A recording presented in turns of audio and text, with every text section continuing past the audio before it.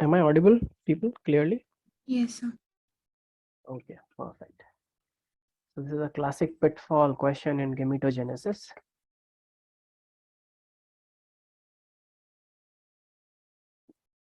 So what are your views? I'm sure that you all are, I have faith in your understanding that if you read this question 3 times, just the question without looking at the options. So let's do this exercise and let's see if it works. So I was told by someone to read, one of my teachers told me, whenever you think that you don't know the answer for any question, read that question 3 times. And if you still can't figure it out, then only you decide that, okay, it's beyond my knowledge or current knowledge that I have. So let's do this exercise. Fatima, Arpit, and Saifullah, read the question 3 times, one after the other, in a sequence. Let me know when you all three are done. Write it in the chat when you all three are done.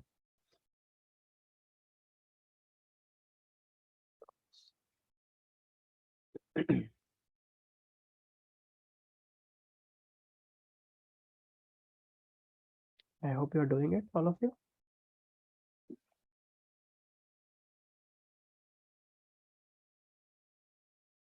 Are you doing it, people? Yes, no? Yes, Yes, sir. sir. Yeah, okay.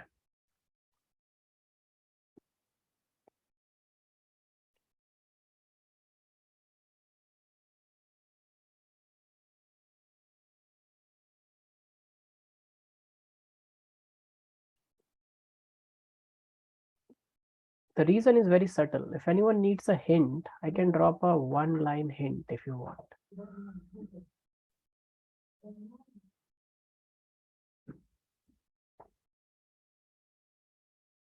Sir, have you Yeah. got them? Sorry, Arpit. What? Sir, can you like tell them? Give the hint. Yeah. Yeah. So the hint is there is a difference between chromosome and chromatid. I think you all got it now. Oh, yes, sir. I got it. How about you, Fatima? Was it very difficult? That does That does. make sense. So now, do you know that all of a sudden the answer and the answer and the question makes sense to you? Yes, sir. See, so I had faith in all of your knowledge. Let's read the question again once together. 2n is equal to 16. Whenever we talk about n is the ploidy. Remember, in the last class before we before we dispersed, I told you that the concept of 2n or n, haploidy and diploidy at metaphase, at the metaphase plate, makes no sense if you are thinking it in terms of the division. At metaphase plate, everything that the cell has, every DNA, genomic DNA that the cell has, is aligned on the plate, central plate. So n means ploidy, the total genomic content. 2n means double the ploidy. And the ploidy is always talked in terms of chromosomes, not in terms of chromatids. Because at metaphase, each chromosome has 2 chromatids, right? Yes or no? If you draw a chromosome, remember I talked about sister chromatids and non-sister chromatids during recombination? Yes, sir. Yes, Fatima, perfect. So there for each chromosome, I made 2 chromatids. The 2 chromatids will be exactly identical, the sister chromatids. And between the sister chromatids, crossing over doesn't take place, or even if it takes place, that does not have any role in variations. Only if recombination happens between 2 sister chromatids, it makes sense. So if 2n is equal to 16, this is 16 chromosomes. So at that metaphase plate, how many chromatids will be there? 32, right? Yes, sir. And when after the metaphase comes the anaphase, where half goes to one side and half goes to other. So basically 8 chromosomes will go to one side, but how many chromatids will go to one side? 16, right? Yeah. So just they made a pitfall saying that what shall be the total number of chromatids in each of the secondary spermatocyte. So in secondary spermatocyte, you know, it is the first haploid cell in the whole pathway. So if 2n is 16, n will be 8, but it will be 8 chromosomes. Each chromosome still is in a duplicated phase, which means it has 16 chromatids. Each chromosome has 2 chromatids. So there'll be 16 chromatids in each of the secondary spermatocyte after metaphase. Is it clear to all Yes. of you? Yes, sir. Perfect. Great. So as I told you, it won't be very difficult if you just think. So after the hint, I think it became so easy that all of you understood. I'm so sorry for this. I hope it doesn't take too long to load again.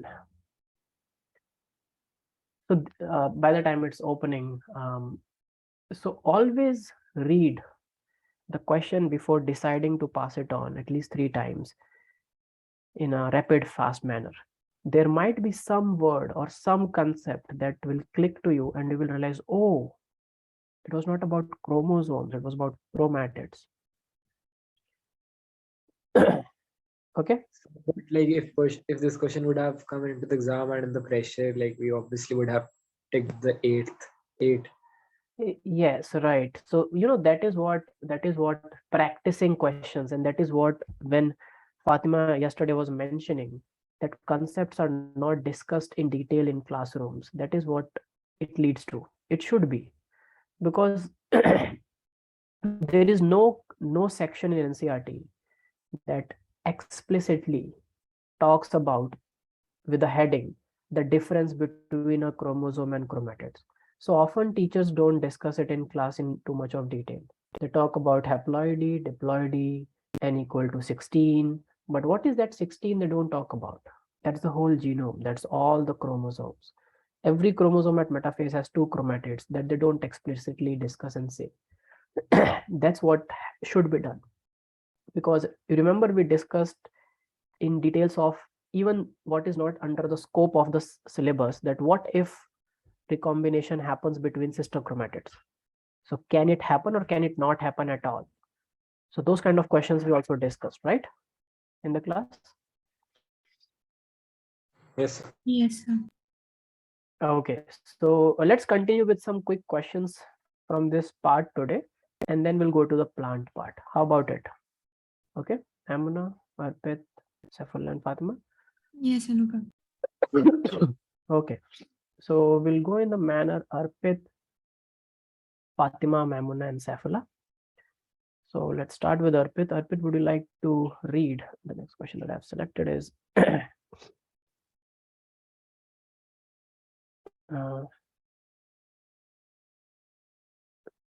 this is easy. Yes, question 33. In spermatogenesis, the phase of maturation involves Your time starts now.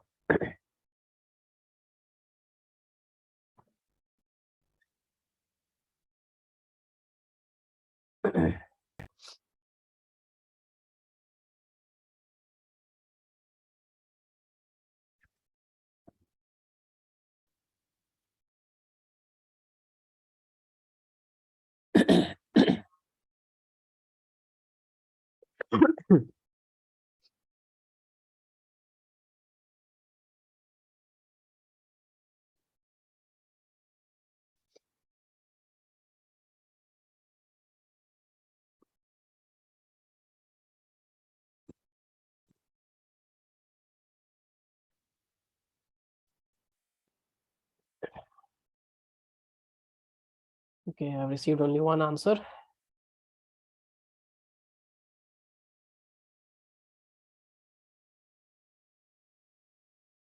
Sorry.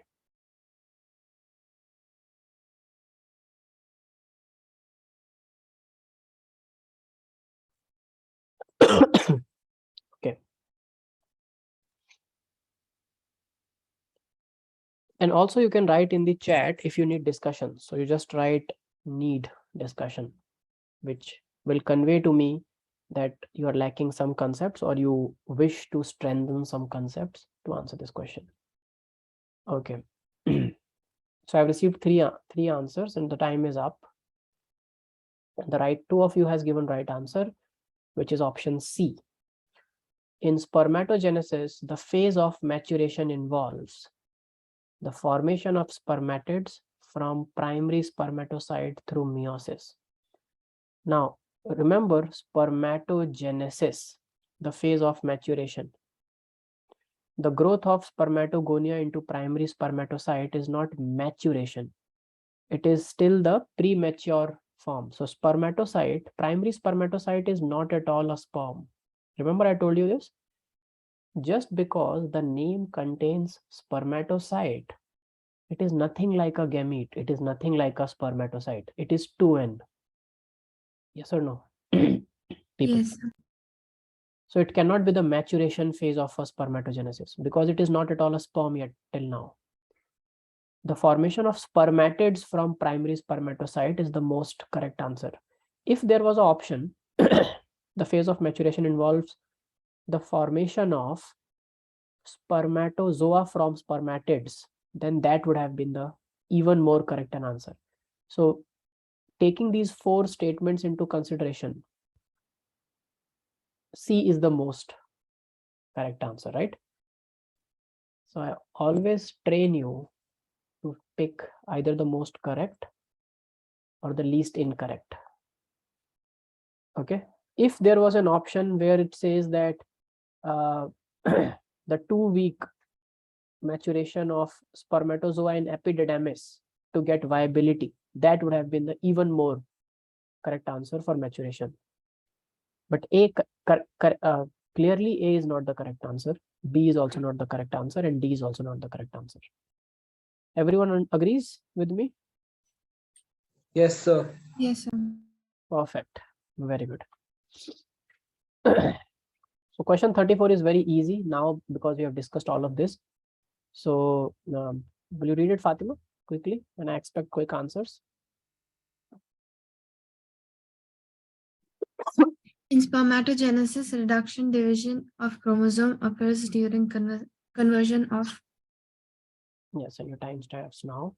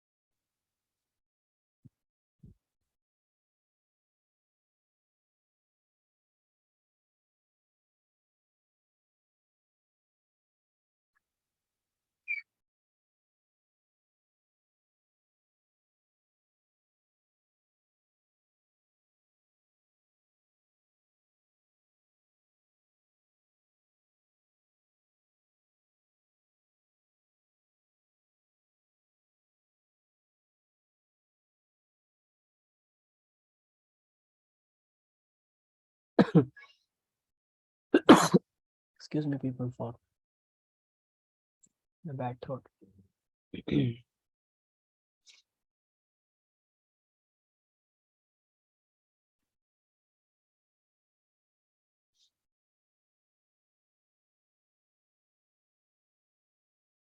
Okay, the time is up. I have received just 2 options. I give you 15 more seconds to register your answers, everyone. Question 34.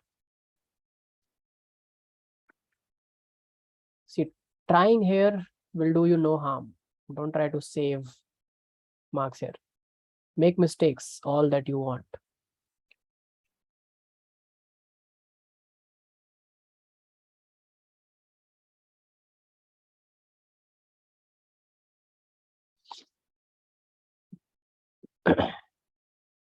So when I was in school, I had an amazing biology teacher who used to tell me that if a student does not make mistakes in class, then probably he or she is reserving those mistakes for exam. And if a student is undaunting and have the courage and will to take risks and make mistakes in class, Then there'll be no mistakes left to make in the exam. Okay.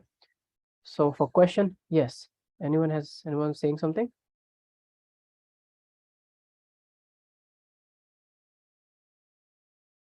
No. Okay. So question 34, the right answer is option B. Remember what it's saying. And I received 2 answers, both are correct. No need to be confused, because in spermatogenesis, reduction division of chromosomes occur during conversion of. Simply what this question is asking in simple language is, when does M1 happens? Meiosis 1 happens, because meiosis 1 is reductional, right?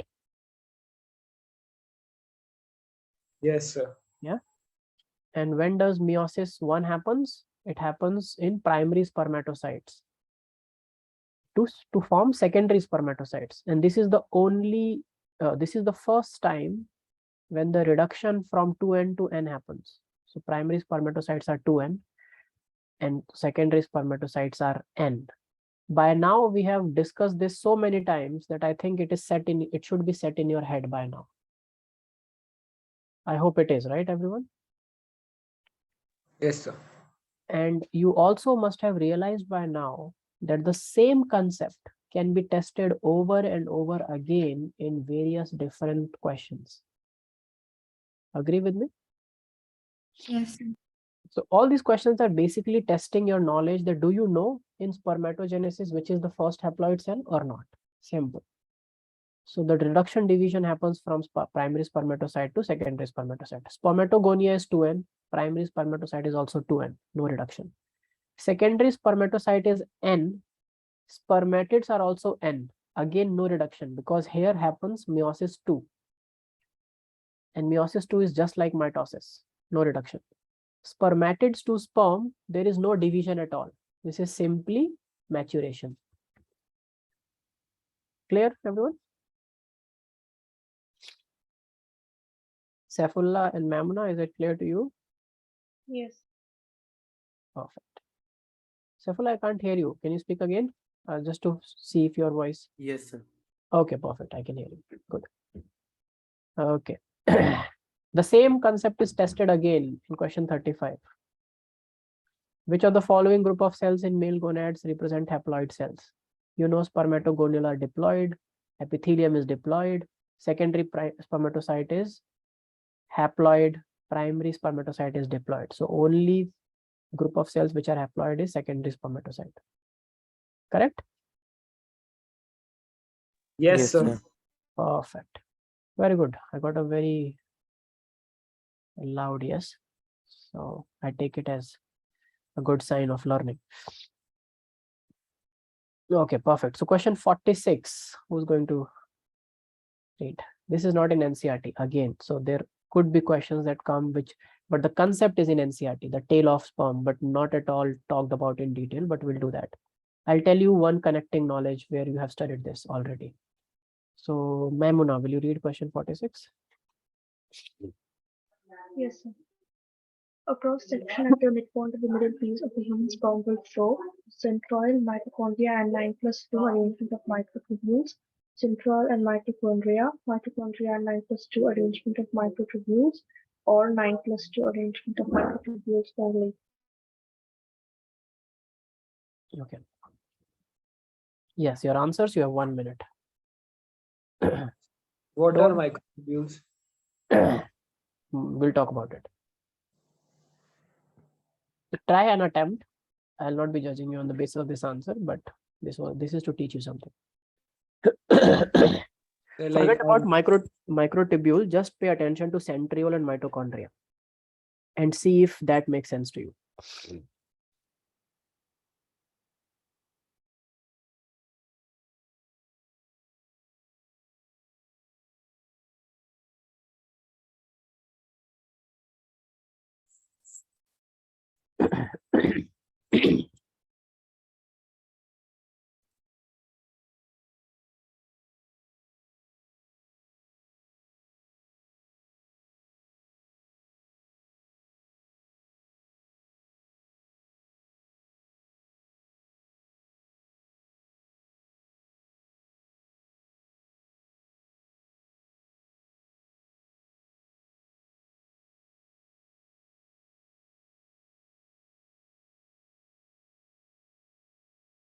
Sir, what is 9 plus 2 arrangement, sir? Yes, remember class 11th, studying the cell chapter, not the cell division, just the cell. Cell, the fundamental unit of life. Yes, no? No, sir. I don't No, know. okay. That's very honest of you. But okay, so the time is up. I think we all need discussion on this, right? So the Yes, sir. concept is entirely from cell chapter, but they have applied that concept on reproduction and on sperm. So remember in entrances, 11th also, the syllabus of 11th also comes. That is where first time when after school, when anyone applies for entrances first time, I believe that it is a bit harder. It seems a bit harder, but it is not. If you take time and revise both the years, you will see that, okay, it has become relatively easier, not very easy still though, but relatively. Now, if you remember chapter cell in class 11th, you studied about cytoskeletal elements. A cell is not like a squishy ball of a balloon or a balloon filled with water. We all have this notion of cell in our head. That cell is like a bag, and inside it filled with cytoplasm and few things lying here and there. It's not like that. Cell can change shape like an amoeba. An amoeba can actively decide where to go, on which side to throw out the pseudopodia, how to capture the prey. Not just amoeba, inside a human body also. Our neurons in the brain actively try to make synapses with other neurons, right? So if you see, let me show you a very cool video, if I may. I'll stop the share for some time. Teach you about this concept. Sir, what's Yes. the division of the class 11 syllabus and 12th in need? Sorry, what is the? So the division, like how many marks of questions will come from 11th See, and the from weightage is equal for everything that you have studied in 11th and 12th. But if you go by just the number of chapters in 12th, you have 16 chapters in total. In 11th, you have 22. So to begin with, you have 6 chapters more in class 11th, 6 chapters worth of more concepts. And towards the end of the 12th, the ecosystem has chapters which are less on concepts and more on facts. So going by that, keeping that in mind, practically it becomes 55-45, around that. What is my personal opinion? 55% comes from 11th because all the fundamental concepts you studied about cell. 12th is the 12th is more human, disease and genetics oriented, but 11th is more cell, molecule, biomolecules, fundamental oriented. So see, combined together 22 plus 16, all those 38 chapters have weightage. So NEET comes from these 38 chapters. Okay. So have you ever observed any repetition of questions? Always, all the time. There are. That's why we discuss these. Always there are. So if you sit back and practice the previous 10 years questions, you will have a very good chance to score high in exam. So currently I'm going to show you a neuron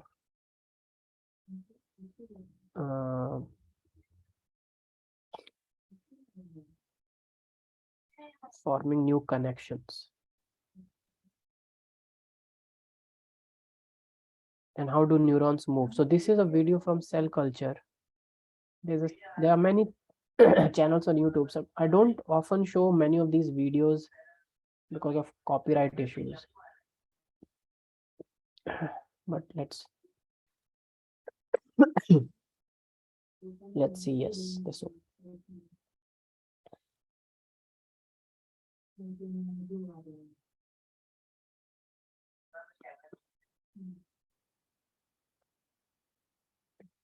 And we're sharing it. One moment. Can you all see the screen that I'm sharing, people?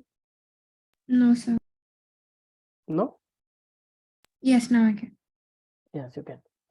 So let me first tell you what is the backdrop of. So these are neurons. So this is one site, what you call cyton, a cell body of a neuron. You can see that there is cell body here. No, sorry, this one. This is a cell body. This is a cell body. This is a cell body. It looks very different from the neuron you study in books, right? This is one axon, and then nerve endings. Okay, neurons are long cells. Now in cell culture, where we culture neuronal cells in the plate, just like we used to culture lymphocytes in gene therapy. Remember that? Taking out lymphocytes from the patient's body, culturing it as a gene therapy for ADA. Say something, yes or no? Do you remember studying gene therapy? Yes, sir. Yes, sir. We talked about culturing of lymphocytes from the patient's body Yes, sir. and introducing our gene through a through a Yeah. plasmid, right? So this is what culturing means. When we culture, these cells are live on a plate with media, nutrient. Okay, they are not inside the body. So let's see first. Let's go throughout the video and see what is happening.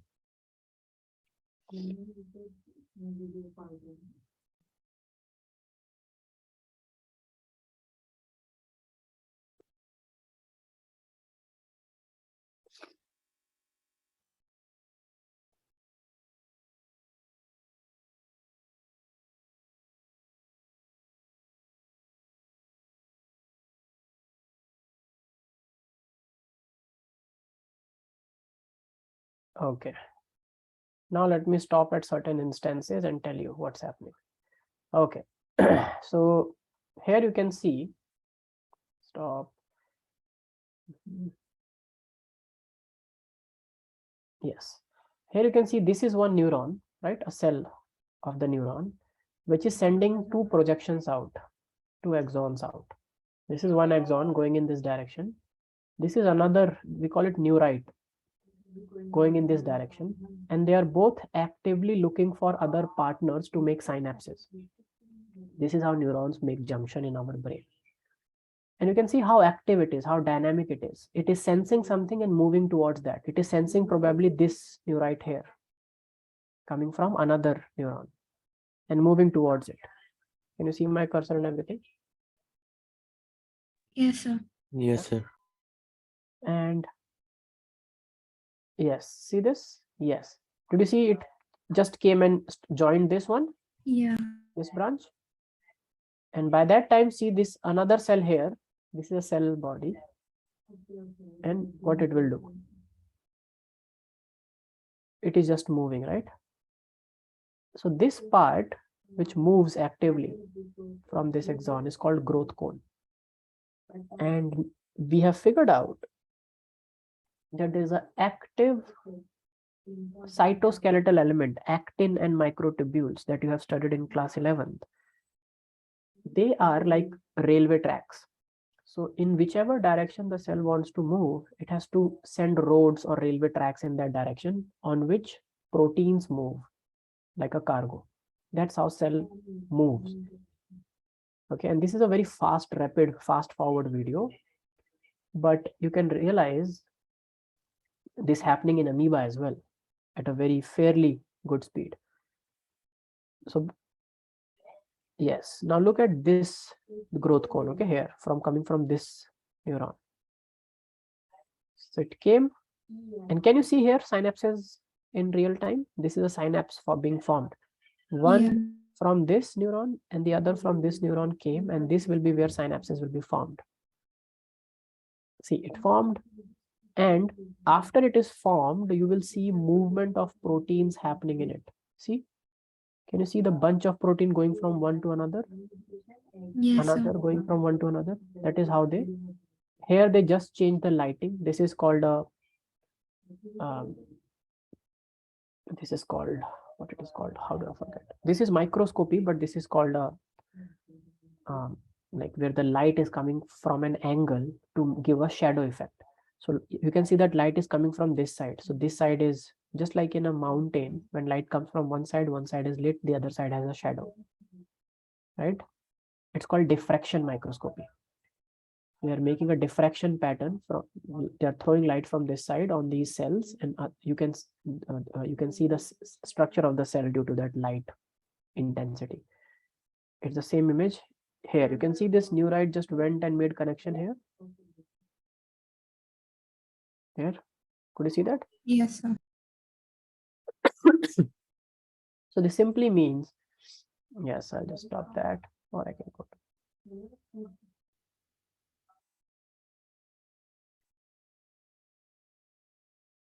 Wait, I'll just open.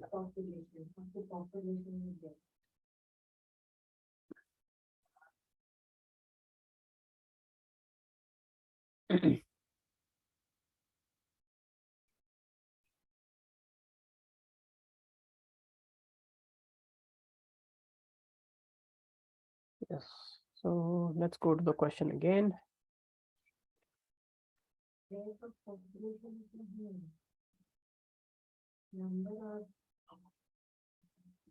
Can you all see the screen? Oh, but it is the same screen. No, sir. No, sir. Wait.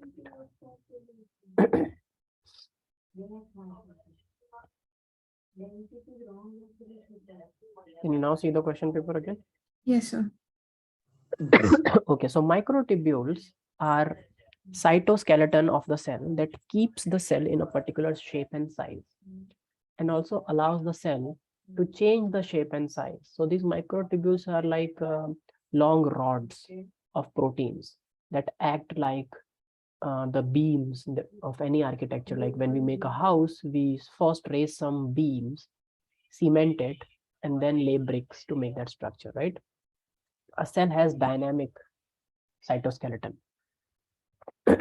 And you also studied in class 11th that in the flagella of a cell, there is a 9+2 arrangement of microtubules. So 9 microtubules are towards the periphery and 2 are in the center, which are called the central microtubules. And then 9 are in the periphery. This is in your 11th class. If you go back and revise, you will find it. Now they are asking you a cross section at the midpoint of the middle piece of a human sperm. So remember, where are you cutting the sperm? You are cutting it at the cross section. You are cutting it at the midpoint of the middle piece. Now many of you, not many, but some of you have selected option B, centriole and mitochondria. You are correct that you will see mitochondria if you make a cross section at the midpoint of the middle piece. Middle piece is basically the neck they are talking about, correct? Sir. But will you see centriole there at the middle of the neck? I told you that centriole is present at the junction of the cell body, the head and the neck in the diagram also, if you remember the diagram.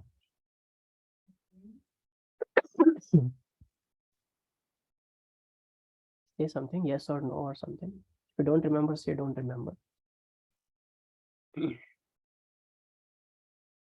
I remember, sir. Yeah, you remember. So what we will see is mitochondria for sure. And from the mid piece, what starts? The tail, right?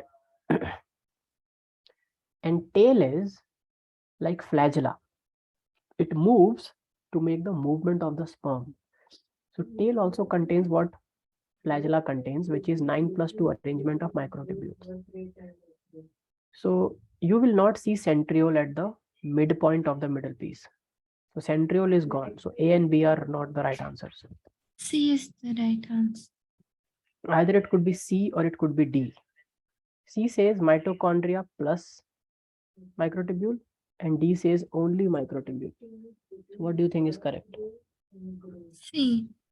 Yes, we will see mitochondria because mitochondria lines up throughout the neck, and that neck part is connected to tail and it is used to move.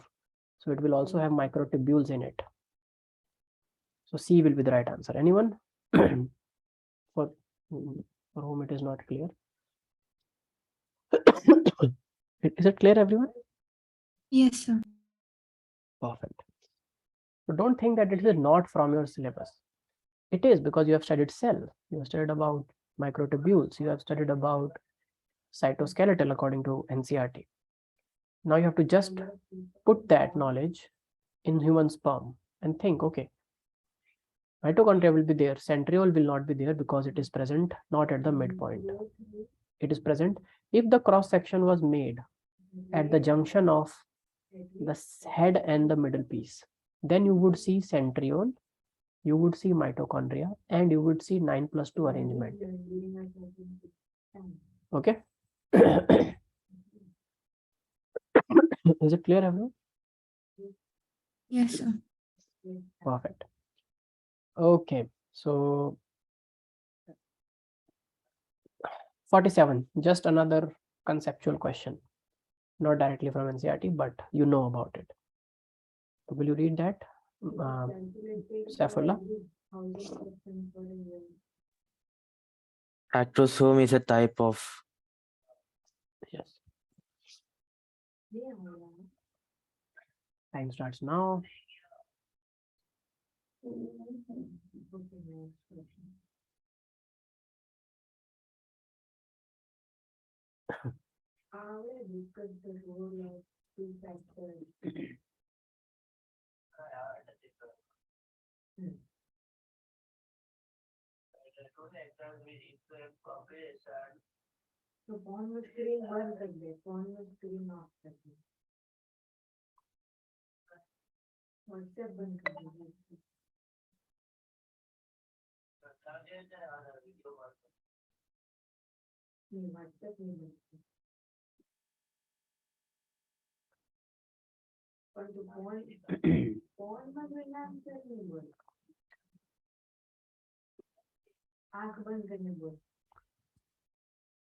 I've only received 2 answers.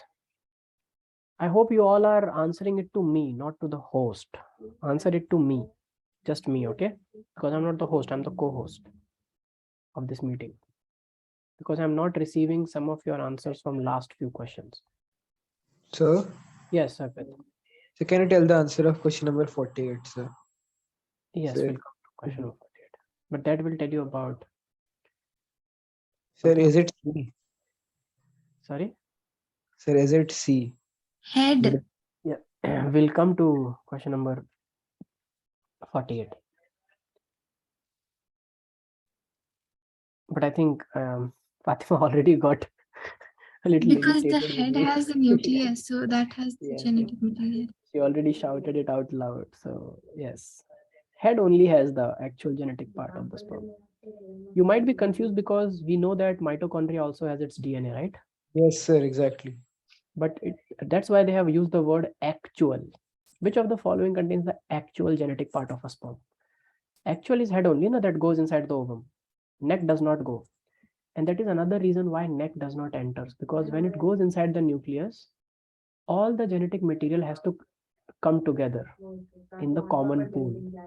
So you would only like the genetic material from sperm that is going to contribute for the genes, not the mitochondrial, because ovum already has mitochondria. What does ovum does not have? It does not have the other half of the genome. Okay, for 47, I have received just 2 answers. Just to clarify, Mamuna and Saifullah, are you sending answers to me or are you not answering? But I'm sending. Sorry? I'm sending. You're sending. I'm not receiving any of your answers. That was my, that's why I thought, first I thought maybe you're not answering, but I realized that you're not answering from last 2 questions, 3 questions now. So you have to send it to me in the chat settings. You have to send it to me, Rahul Kushwaha, not to the host or Learnivio. Okay. Mamuna, can you send your, yes, now Yes. I'm receiving. Yes, now I'm receiving your answers. Yes, so the right answer for question number 47 is option A, lysosome. Acrosome is a type of. Now don't think that it is, oh, it is not present in the cytosol. How can it be a lysosome? This is just to draw parallels. What does acrosome contains? Hydrolytic enzymes. Enzymes. And what do lysosomes contain? Lysosome is called Enzymes. suicidal bag of the cell. They also contain hydrolytic enzyme. Yes, correct, Fatima. So it is a type of lysosome. Okay. And for 48, it's head. Okay, Arpit, would you like to read 49? Yes, sir. So this we did yesterday. We did this? Yes, sir. I read this again because we Yes, talked sir. about maturation. So let's just do it once again. Okay. The sperm undergo physiological maturation, acquiring increased motility and fertilizing capacity in Yes. All your C. answers quickly. Yes. Correct. I have received one answer.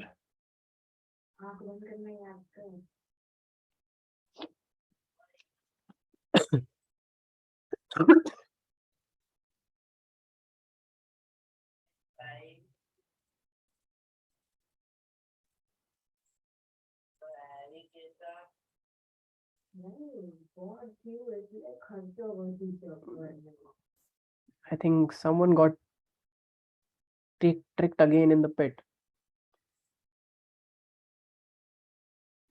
The correct answer, yes, 3 of you have given me correct answers, which is option C, epididymis.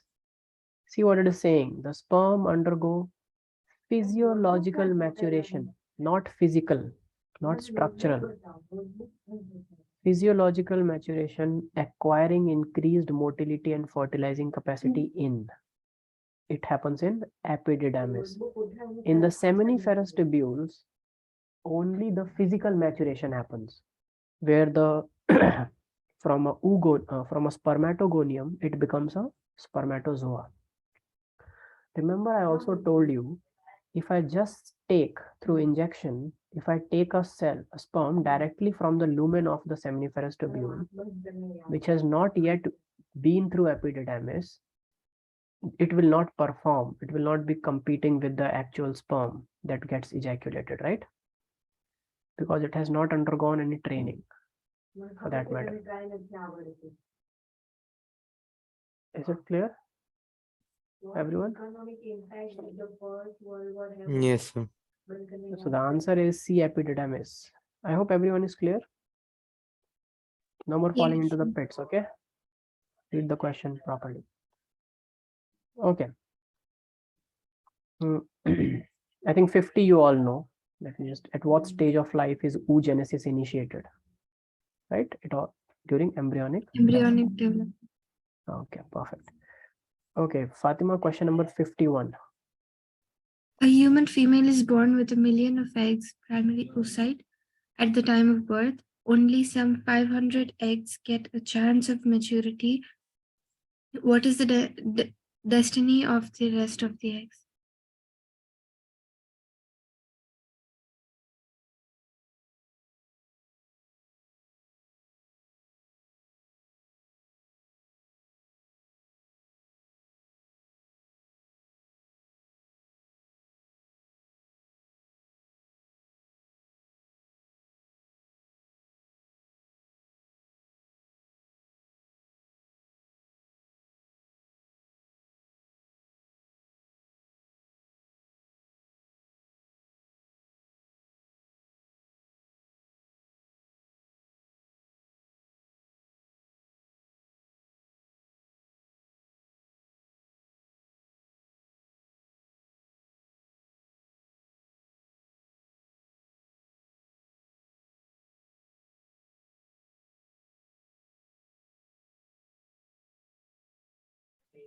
Time is up, people. Only received 2 answers.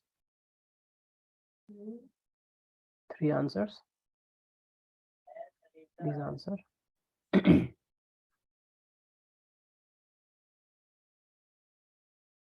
Okay, received all. Sorry for putting you through some pressure, but that's where I'm training you for a real situation. I hope you all will forgive me for this. Anyways, so the right answer in question 51 is option D. 3 of you have given right answers. It's simple. See, Just don't get confused. What it is saying, a human female is born with 1 million of eggs. Unnecessary information, we don't need it. At the time of birth, only some 500 eggs get a chance to maturity. What is the destiny of rest of the eggs? A simple one-line question can also come asking the same thing, which says, what happens to the oocytes from birth to maturity, to puberty? Okay. So I told you that there is a phase called atresia, right? This is in your notes. It must be in your notes, right? Yes, sir. So atresia is breakdown. I told you that they keeps getting degenerated. That's why it's called degenerative follicular atresia. Follicle is degenerating. Okay, so D is the right answer. Leukocytes, they are not destroyed by leukocytes. Okay, they are not dominating any other cells, and granulosa cells, nothing of that sort. The phase is called atresia. Okay, Mamuna. Question number 52. It's another concept question. First polar body is formed at which stage of oogenesis? First meiosis, second mitosis, first mitosis, differentiation.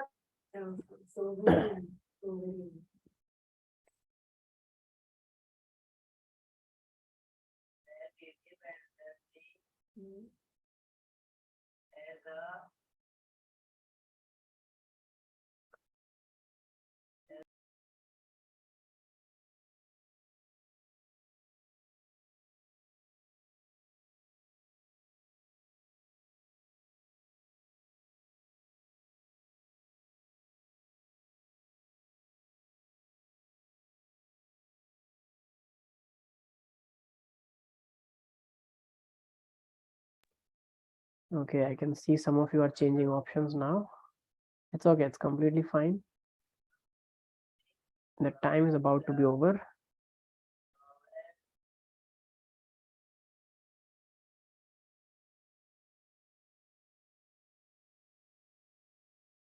I've received 3 answers till now, and all 3 are correct.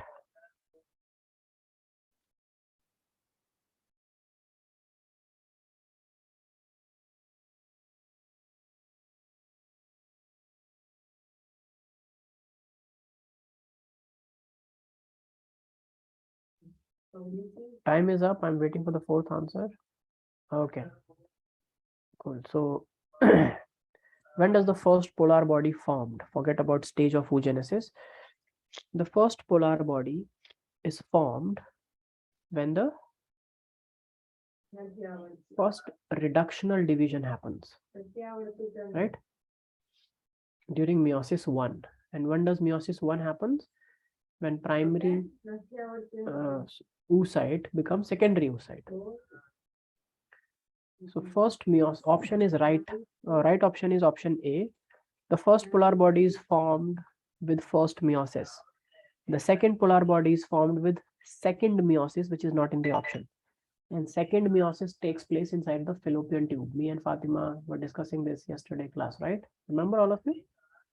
Fatima gave this answer that where does the second meiosis takes place in oogenesis, leading to the formation of the second polar body and ovum.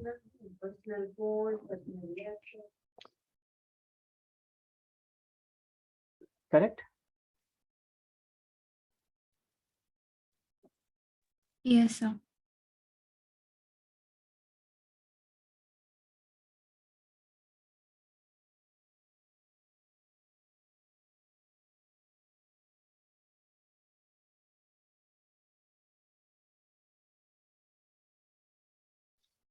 Hello, am I audible? Yes, sir. Sorry. So the second polar body is formed when the final stage of ovum production is done, and it happens in the fallopian tube when the sperm comes and touches the ovum, right? So the first will be formed inside the ovary, first polar body, by first meiosis. Okay, so just remember that, everyone. Good, that 3 of you gave the right answer. Okay, let's And then I want to take one more important question before we go to plant part.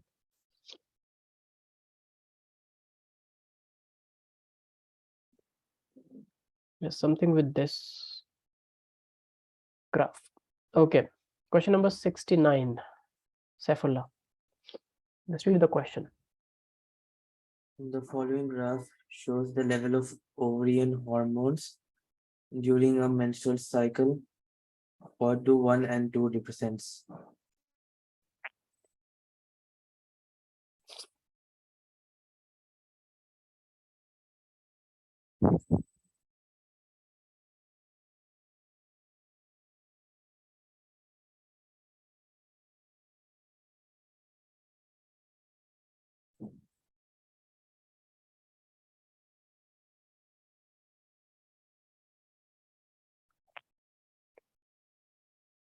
Yeah. I received one answer and that's correct.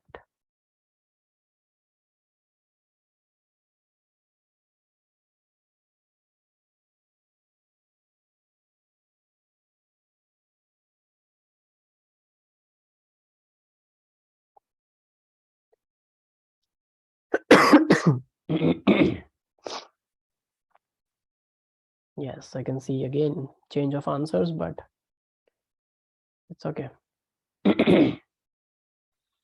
Allowed.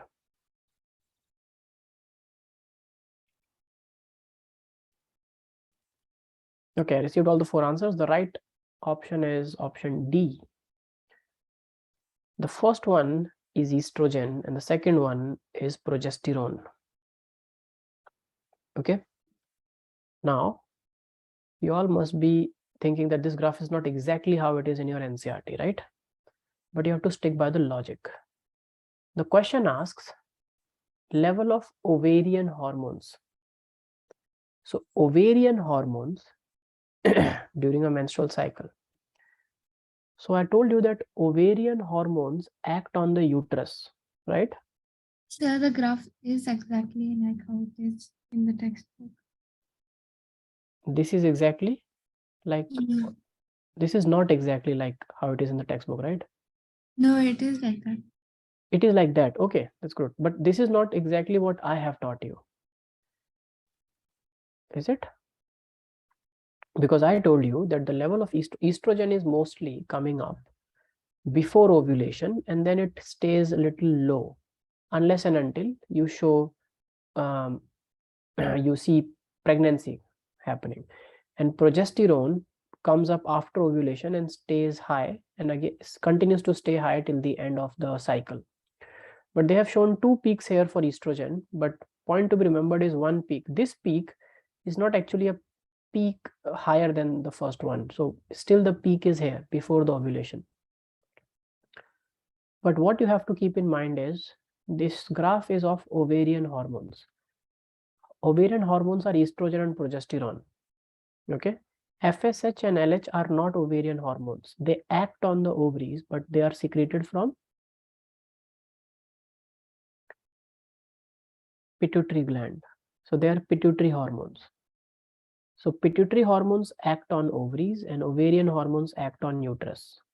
Similarly, pituitary hormones in males act on testes, and testicular hormone, which is testosterone, act on other sexual characters of the male body. Now, so B and C outright got rejected because it talks about ovarian hormones. So either it could be A or D. Now, always remember, some graphs will show just 1 peak of estrogen, some will show 2. But always remember, you have to identify the graph by the peak of progesterone. Okay, and progesterone only becomes high post ovulation. It is a post ovulatory hormone. Stick to this one point. Okay, we call estrogen many a times pre-ovulatory hormone, though its level also increases slightly post ovulation, which many textbooks don't show. But stick to progesterone. Progesterone without a fail is just a post ovulatory hormone. So if you know that 2 is progesterone, the right answer is option D. Does that make sense, everyone? Yes, sir. Yeah, okay, perfect. Okay, so would you like to continue doing more questions from this part, or let's go to plant system and we'll also take questions in the next. Shall we go to plant system, everyone? Yes, sir. Yes. Okay, so please practice more of such questions. You can get, knowledge is free on internet. You can get previous year's questions about NEET and everything everywhere on internet. Okay, so I will just stop sharing this. Cool. Let me go to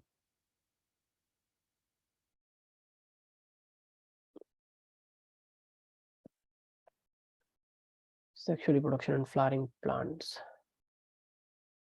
Can you all see the screen that I'm sharing? Yes, sir. Okay, so here also it has some of its own concepts which are important and confusing at times. So let's quickly go over. I will keep asking questions and you people keep answering and discussing. That's how we'll go. Okay, first question is for Saifullah.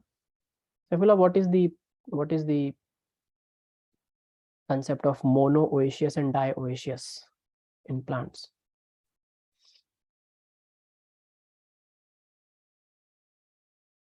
Mono means there be only either male or female. Okay, but mono has nothing to do with male or female. Mono is just one or two. Mono means one, bi or di means two. I am asking what is the concept of monoecious and dioecious? You are right, you started very correctly telling me what mono means, but then you should also tell me what dioecious means.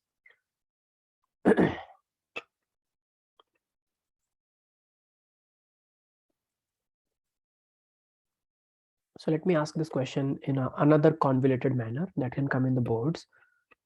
What is the concept of monoecious and dioecious with respect to monosexual and bisexual?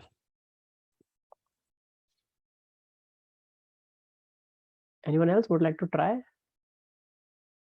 can just unmute and speak. So Yes, Fatima. monoecious is like both of the both of the organs, female and male organ in one plant. Individual. Okay. I don't know. In one plant, in one body. The word mono and di or bi, mono means one, bi and di means two. Sexual means the sex organ, oaceous means body, oash means it comes from the body. So bisexual organism, bisexual plant has to be monoecious. Bisexual means both sexual organs are present in the same plant, then we can also call it monoecious. So bisexual plants are monoecious. They have just one body to keep both the sex organs in the species. Okay. Dioecious plants have two bodies. So one body clearly will be a male body and the other body will be a female body. Like humans are dioecious. That's why humans in terms of sex organ present are monosexual. Right? This bisexual and monosexual is not with respect to the connotations of sexuality that humans or other animals have. This is strictly to plants. So bisexuality in animals means their sexual preference, which is more of like a internal behavior, not about the organ. Okay, but in plants, bisexual means both organs present in the same body, so it is monoecious, and monosexual means one organ in one body, so it is dioecious. Is it crystal clear to all of you? Yes, sir. Okay. Now pollination and pollinators is, I hope it's clear to it's simpler topic. I want to talk about types of pollination. So who's going to explain autogamy, geitonogamy, and xenogamy, and also pleistogamy? 4. Yes, Arpit, go on. Great. Okay. So the autogamy, it is also known as the self-pollination. So in this type of pollination, the pollen grain from the anther are transferred from the stigma of the same flower. Okay. And the gitanogamy, sir, this is sir, in this process, so the pollen grain are transferred from the anther of the flower to the stigma of the another flower, but they both are present on the same plant. Okay. Okay. And Gitonogamy was not that clear to be like I understood because I know it already, but the way you explained, can you again explain gitonogamy, Arpit?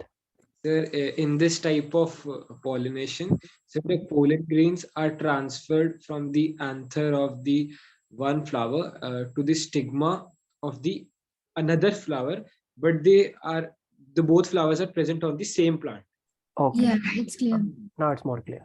Yes, to Fatima also it's clear. Good. So the cross pollinations, and in this type of pollination, the anther is transferred from the stigma of one flower to the and from the anther to the stigma of the another flower. Like it is between two different plants. Sorry. Okay. And what is the concept of cleistogamy and chasmogamy?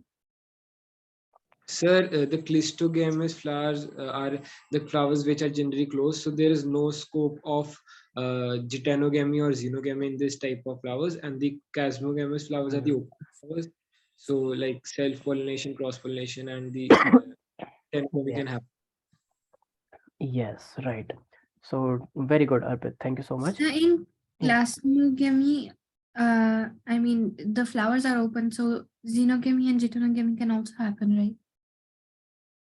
Yes, in chasmogamy, so what Arpit said for cleistogamy is perfectly true. That in cleistogamy, since the flowers are closed, there is no chance of gitonogamy or xenogamy happening. Only possibility is autogamy. So all cleistogamous flowers are inherently autogamous. So these three, autogamy, gitonogamy, and xenogamy, this division is based on the transfer of pollens from anther to stigma. And this division, cleistogamy and chasmogamy, is based on the structure of the flower itself. But even in open flowers, biology, it's a very interesting thing which has not been taught to you in too much of detail.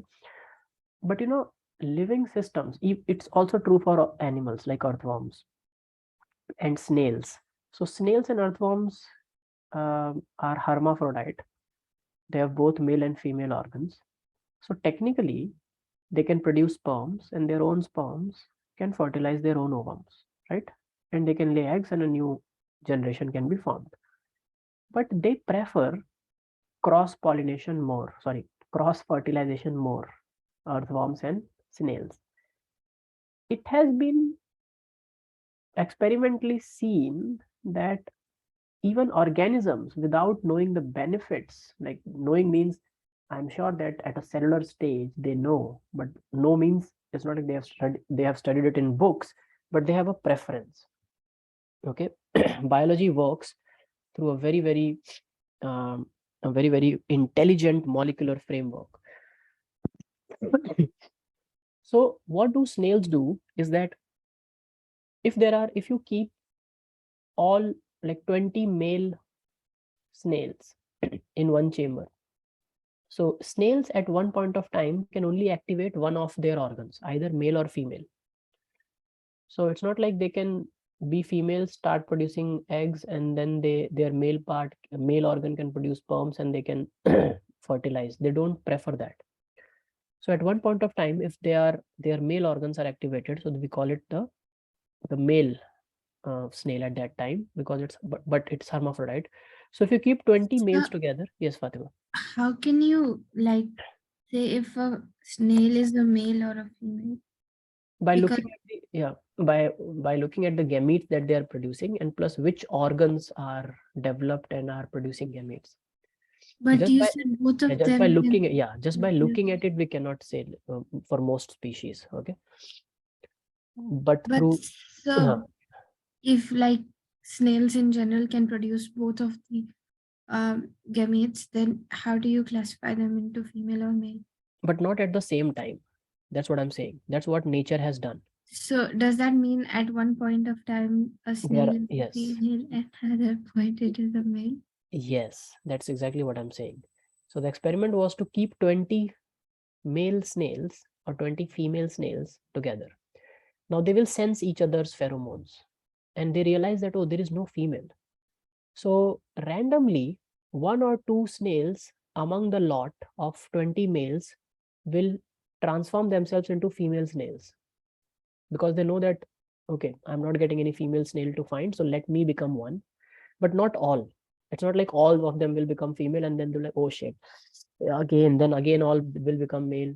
No confusion. So they somehow can sense that there is less male to female ratio, and then convergence happens and they start activating and producing female gametes, which can lead to cross fertilization. So they prefer cross fertilizations. Even in earthworms keep looking for another earthworm till the time they are they have a hope to find another earthworm to do cross fertilization. In an earthworm, for many species, it is true that at the same time they can produce sperms also and ovum also, but they still wait and prefer to do cross fertilization. And they only do self fertilization in conditions where you keep earthworm in isolation for very long and it has lost all the hopes of finding a partner. Then to keep the offspring and the progeny and the next generation coming, it does self fertilization. But organisms like snail have developed this tendency to convert themselves either into male or female strictly. Even in plants. So in plants, if it is an open flower, it was related to Fatima's question. If it is an open flower, then the chances of self-pollination is equal to the chance of a cross-pollination, right? Any pollen can just land on the stigma. But there also we see very, very amazing evolutionary adaptation happening in plants. So plants can also choose to prefer cross-pollination more than self-pollination by two methods. Either they delay the developmental time of stigma and anthers that many plants do. So can any plant choose it, like not a species of plant, like any plant? Yeah, any plant, like all the flowering plants, if they are bisexual. So only bisexual. If it is a monosexual flower, then obviously it will be cross-pollinated. It cannot be self-pollinated, right? Yes, yes, of course. So, yeah. So, but if it is a bisexual flower, you can say that the chances of bisexual and open, bisexual and chasmogamous flower, then the chances of autogamy and xenogamy are equal.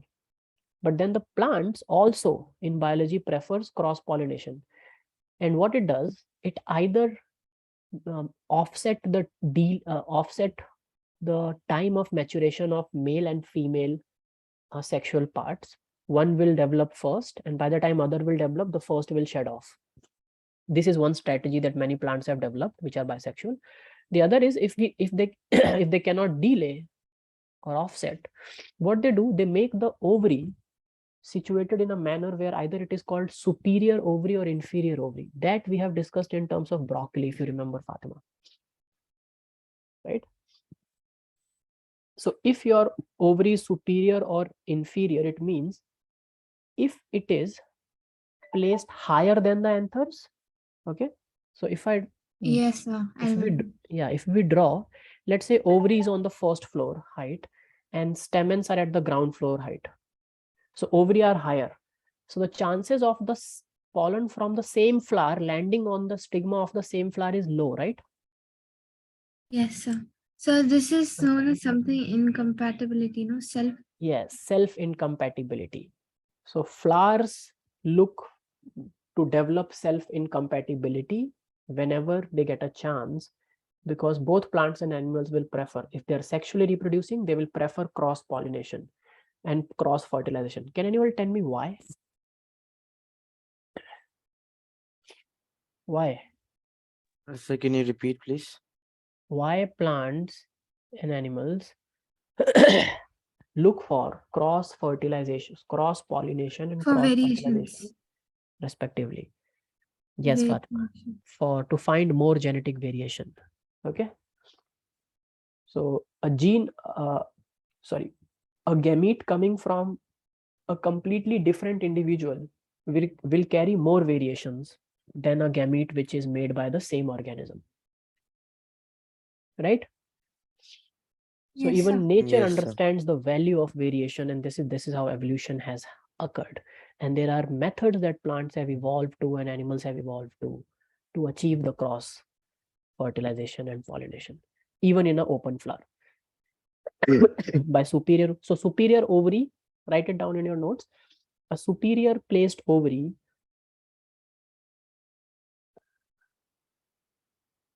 prefers or show more preference to cross pollination, and an inferior placed ovary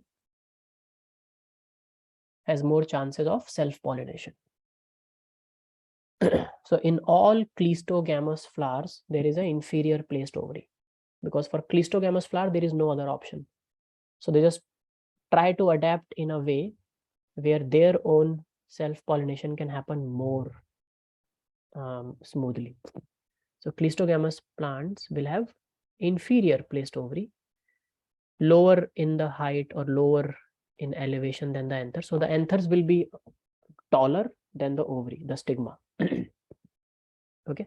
And in chasmogamous that prefer cross pollination, the stigma or the female part will be longer than the stamens. The stamens will be smaller.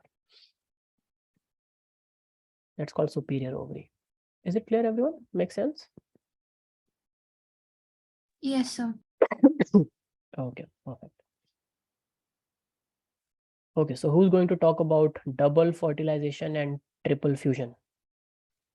Anyone? Fatima, would you like to do this? What is double fertilization and what is triple fusion? So I haven't revised, but I will try my best. Yeah, let's try. I think Arpit, Mamuna, and Saifullah will help you through the way. Okay. Yes, please. Yeah. I would appreciate that. Yeah. So in a plant, not a plant, in a plant only, you're right. no, there's like in a pollen. In the flower, let's say. Okay, Flower there is the is reproductive. two male gametes. No, Oh, there's in the never pollen. mind. I don't want to do this. I'm sorry. Okay, you're going correct. You're going correct. Just go. Let's not stop because you're not finding some technical terms. I hope you understand the concept, so it's completely fine. So in one male, you can say whenever you are confused, use generalized terms like you can say in the male gamete of the plant. Simple, right? If you are confused, should I write spore? Should I write pollen? Should I like pollen grain? Yeah. Whatever. So say in the male gamete of the plant, which is actually the pollen grain only, there are what? Two nuclei, right? So there are two nucleuses, Yeah. and one of them gets divided. Nucleuses is not a term, nuclei. Nuclei. I'm sorry. Yeah. Yeah, and one of them gets divided, and two of them gets fused with the female gametes, which is near the synergids, and Not two. If two male nucleus will be fused no, with, one of them gets fused over there, and the yeah. other two gets fused in the central cell, and that's called trinucleated. Yeah. Again, Triple. yes. Arpit, would you like to add to this? Yes, sir. Yeah. Would you like to add to this? You're saying something. Yes, sir. I was saying that the male nucleus, sir, the second male nucleus, sir, this fuses with the polar nuclei and it forms the endosperm, which is 3N. So it is known as 2. Yeah. So basically, there is only two male nuclei, right? So Fatima is talking about three nucleus in the pollen grain. She's correct in a way where I told you that in a pollen grain there are three nucleus, but the leading one is vegetative nucleus. It has no role in fertilization. Okay, Fatima, it is just to lead. the way. Yes, sir. The two male nuclei which were formed by the mitotic division of generative cell.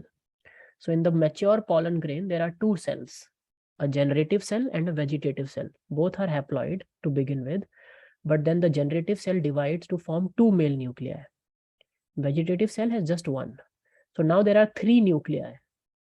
Two are called male nuclei, one is called vegetative nuclei or nucleus, sorry. So these three moves in a pollen tube, but only two male nuclei, one male nucleus 1 fuses with egg cell. This is the first fertilization. Male nucleus 2 fuses with polar nuclei, which is already polar nuclei means plural. So polar nuclei is two nucleus, two haploid nucleus present in the central cell of the embryo sac. So there are two fertilization events taking place at the same time in the embryonic sac of the ovule. That's why it is called a double fertilization event. So one fertilization event, which is male nucleus plus female nucleus, egg cell, n plus n, give rise to a zygote, which is 2n, and then an embryo, and then a seed. Okay, zygote becomes embryo, embryo develops into seed. The second division, the second fertilization between the second male nucleus and the two nucleus of polar nuclei, it n plus n. So total 3n. So it makes a 3n triploid endosperm. This provides nutrition to the embryo. Okay. And in the second fertilization event, there are three nucleus fusing together. So this particular fertilization event is called a triple fusion event because the final result is a triploid endosperm. Is that clear, everyone? Yes, sir. Fatima, would you like to just think over it for 1 minute and see if you understand it? Yeah. Just look from here. Yes, whatever is on the screen right now. I'll take a quick 1 minute water break, okay? Yes, sir, no problem. Yeah.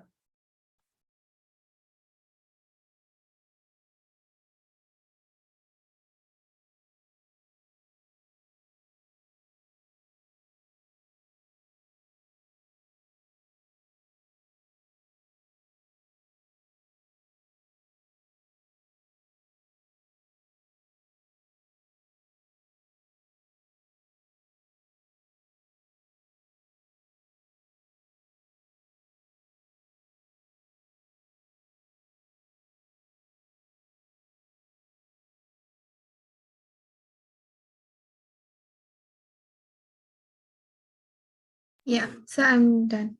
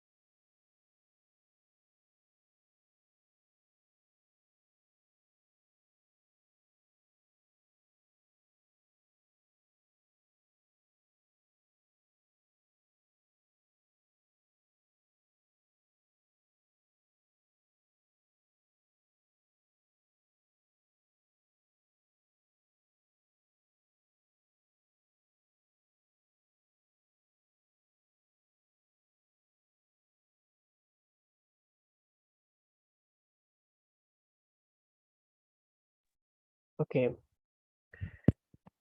Am I audible, everyone? Yes, sir. Yep. Any doubts, Fatima, Arpit, or No, Saifullah? sir. Okay. Now the embryo sac, I have already asked this question in one of the mock tests. And so most of you, so remember, there are two kind of diagrams that are asked, and I asked it as a option question where most of you got confused. So there's a different diagram for male gametophyte, and this is for a female embryo sac or a female gametophyte.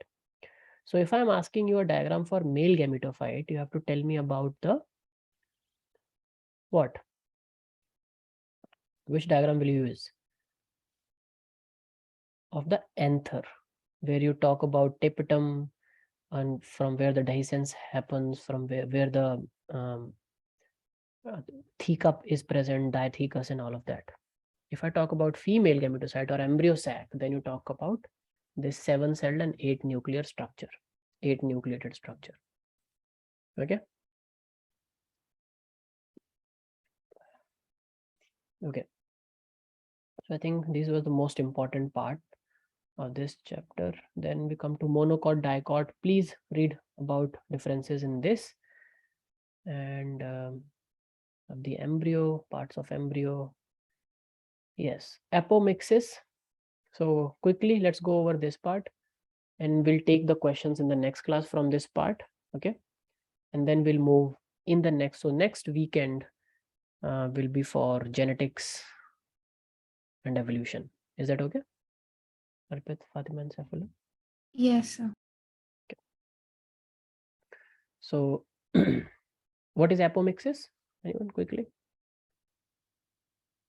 Saifullah, would you like to talk quickly about apomixis?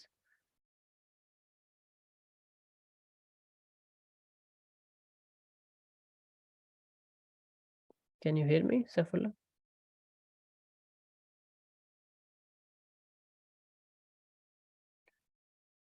I don't think so. So Arpit, what about you? Quickly talking about apomixis. Sir, apomixis, sir, it is a type of process in which the seed is formed without the process of fertilization taking place. Yes. So basically no fertilization, but everything else is same.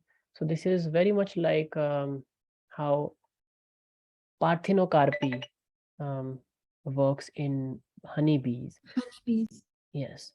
So where the seed is formed asexually just from the maternal tissue in the ovule, and it mimics sexual reproduction, but there is no meiosis, no fertilization, and the seed develops similar to the mother genome, mother genetics, but still there is a seed formation. So all the time, So does yes, that mean that it is exactly the same exactly the same as the mother genome? yes, it is exactly the same as mother genome. Sometimes there can be differences on the due to mutation, so we always take that into account. But For otherwise, honeybees, honeybees, yes, for honeybees, yeah, is it like exactly the same? it in is exactly parthenocarpy? exactly the same, but mutations can happen everywhere. So just keep that in mind. During the process of formation, mutations can happen that can lead to variation. So sexual reproduction is not the only way to create variations. Remember, I told you, even in asexually reproducing organisms, we see variations, which they are not exactly the same as of parents after many generations. That is because of mutations. Yes, sir. Yeah. So what are the advantages of this? You have just go through advantages of apomixis. You don't need two parents, no sexual, so no pollinator is involved here. Even without pollinators, apomixis plant showing apomixis can produce seeds and disperse it throughout. And the concept of fruit, which is a true fruit, which is a ripened ovary, is a true fruit, and a false fruit, also known as pseudocarp, and it is ripened anything else from the ovary. If it is ripened thalamus, it is an apple. In case of apple, there is ripened thalamus. It can be ripened peduncle, but not the ovary, which happens in cashew nuts. It could be ripened inflorescence, like pineapple and jackfruit. So they are all false fruits. Your strawberries are also false fruits. And then polyembryony at the end is where um, multiple embryos can be formed from the same zygote So because why has are its, yeah. they classified into false fruits? I mean, like